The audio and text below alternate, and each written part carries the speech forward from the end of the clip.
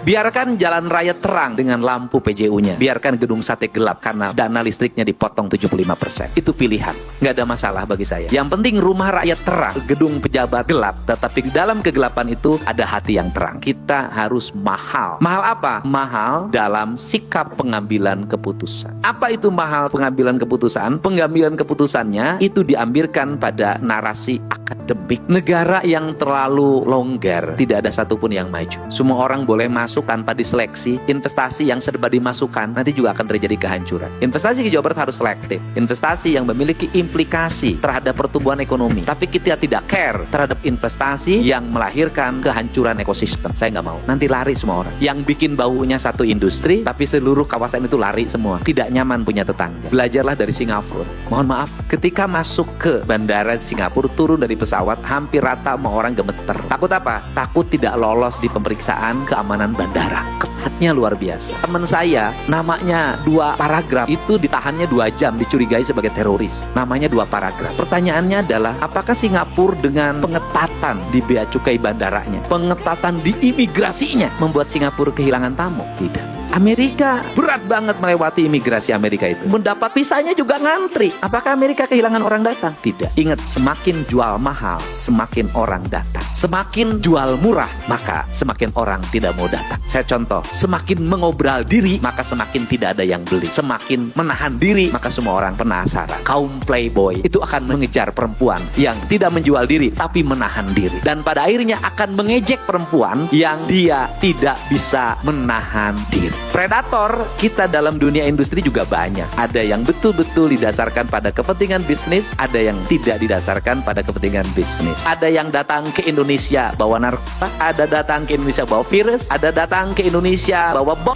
ada datang ke Indonesia dengan ragam pikiran. Semakin banyak orang yang datang ke Indonesia tanpa seleksi, maka orang yang punya kepentingan baik, mereka tidak akan mau datang. Tetapi semakin kita selektif, semakin kita bisa menseleksi dengan baik, maka semakin banyak orang yang datang. Rumah yang ketat penjagaannya akan dipandang banyak orang. Rumah yang terlalu terbuka setiap orang datang, pada akhirnya akan ditinggalkan oleh banyak orang. Ini prinsip dasar. Jadi kita boleh ngundang investasi, tapi kita tidak boleh jual diri. Ini yang penting.